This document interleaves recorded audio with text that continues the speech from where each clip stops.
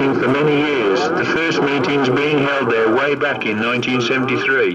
The poor strip surface and the lack of proper spectator facilities always limited the scope of the venue, and in recent years the racing has been limited to 8 small meetings organised by NDRC Midlands.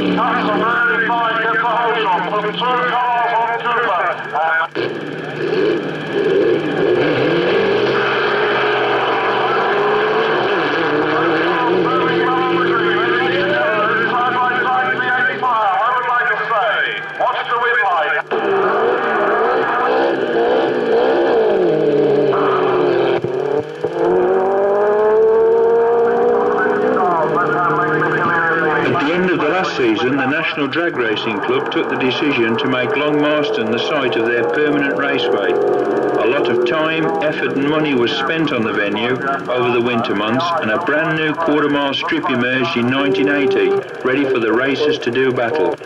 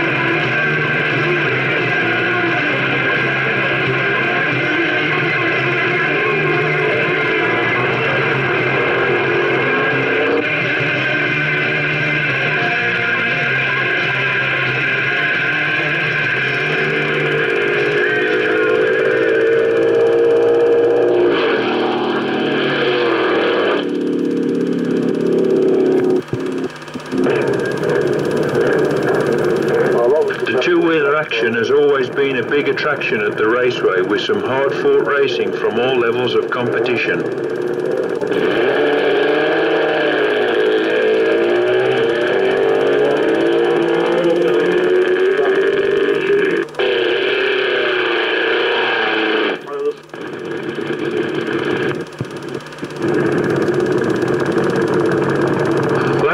On the new surface posed a problem for the more powerful machines, but Johnny Munn, riding the double-engine Westlake-powered Hobbit, smoked the rear slick less than most to a best run of 8.96, 163 miles per hour.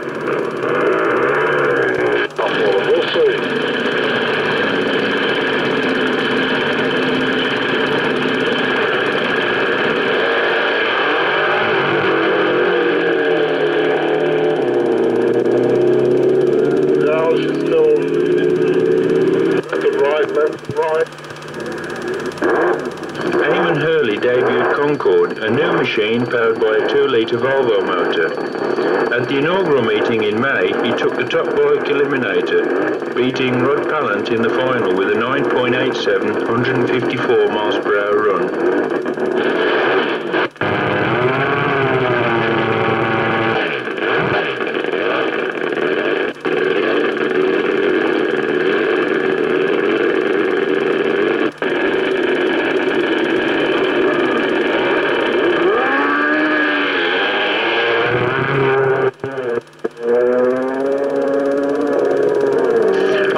His luck was out, as his bike clearly slowed at mid-track.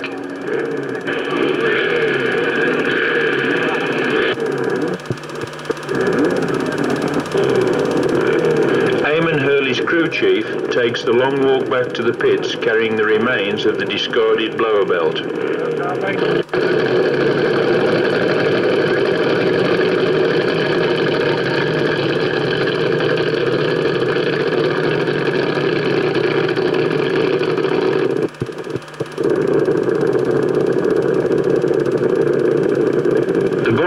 Of the year was the Norman Hyde Superbike Challenge, staged at the NDRC Midlands meeting in August. A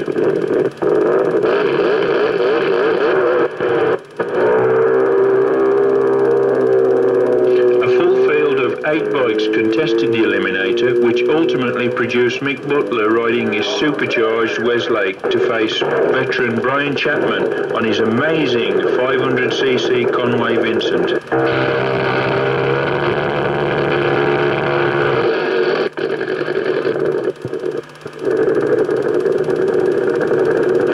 Smoking 9.59, 147 mile per hour pass by Butler clinched the win as Chapman's Vincent stalled on the line.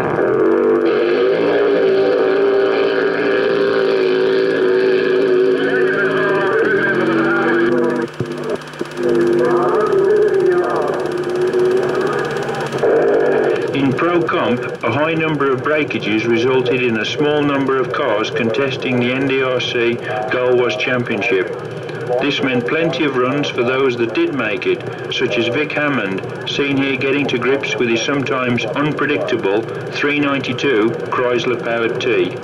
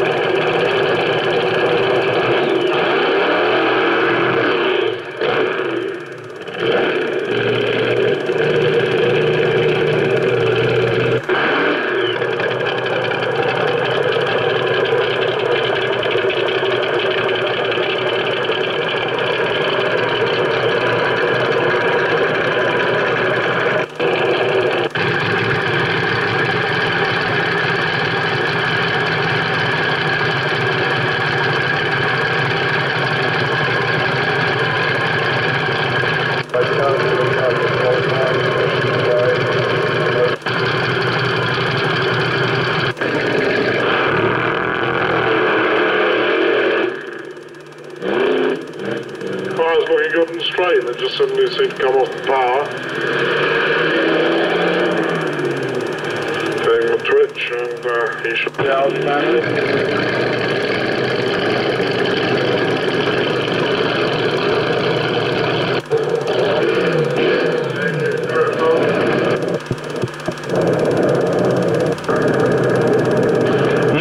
To the Pro Comp ranks, Rod George and Dave Wilson had their 426 Keith Black-powered Clifton dragster well in contention until September, when the car unfortunately was totaled in an accident at New York Raceway.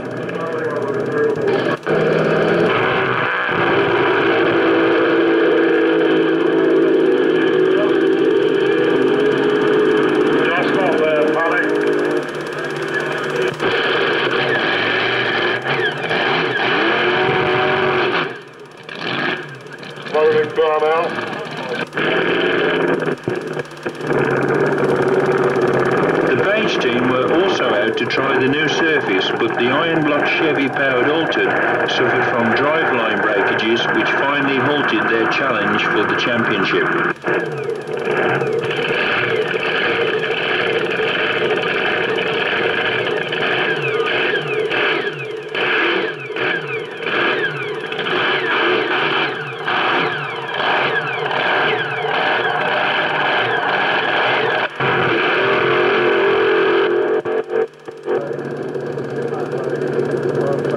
Left the way open for championship favourite Jim Reed and his 417 cubic inch Donovan powered dragster Le Patron.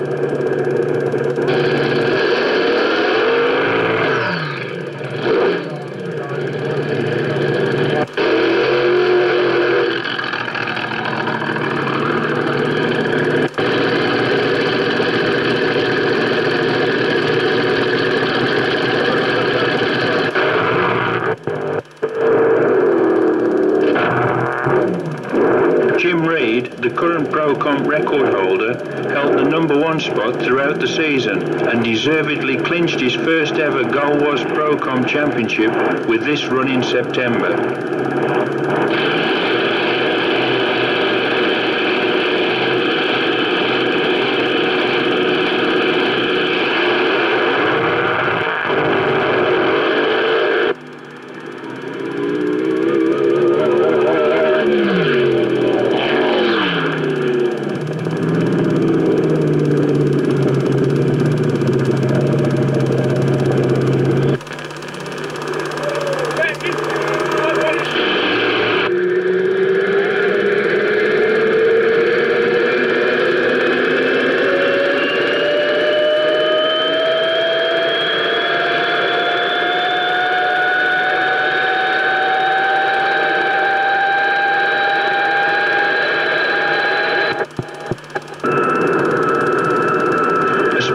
Alternative to the piston-powered machines is the jet-powered land speed record car, the Pink Panther.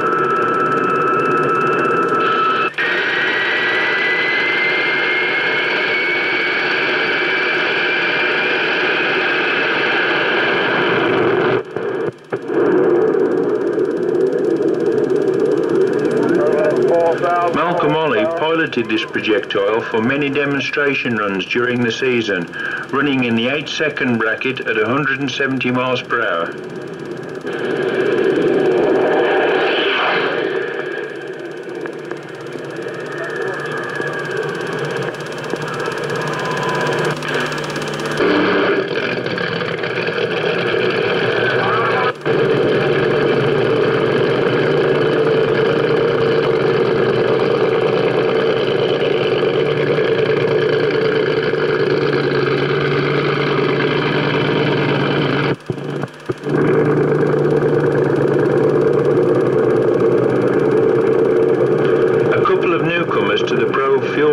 Debut their respective cars at the raceway. Graeme Stockley, driving the Entertainer Fuel Coupe, made his first ever appearance at the NDRC Midlands meeting in August.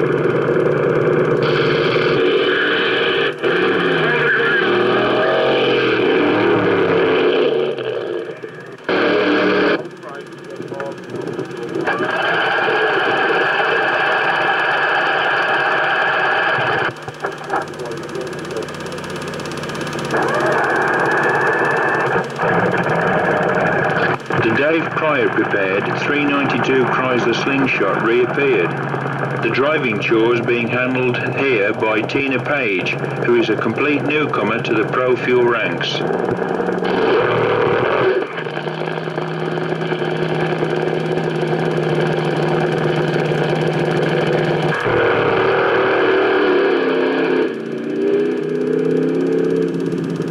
Tina Page, getting address for the last lady.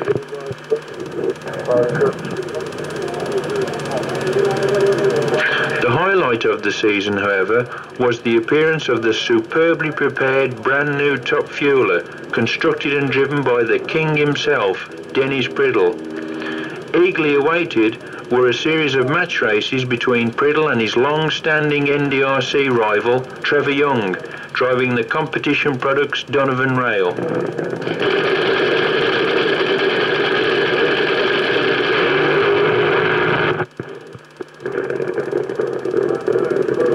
At the inaugural meeting in May, Dennis piloted the 484 Keith Black motored John Wolfe Racing fueler to a 7.18 200 mph pass.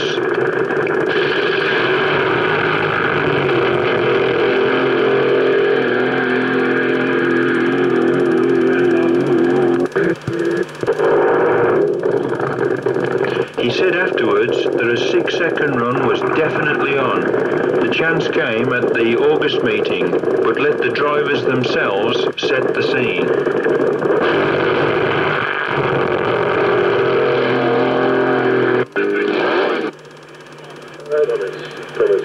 It's going to be alright. When we get some rubber down, we need a lot more rubber yet. Think we put this on down this afternoon, Trevor? Certainly will, sir. Lots and lots, I'll be there, you let everything hang out. I understand he ain't got a lot to do, I gave him this chance last time, but I'm going to enjoy it. He's a liar. I'm going to nail his feet to the floor in a minute. You watch.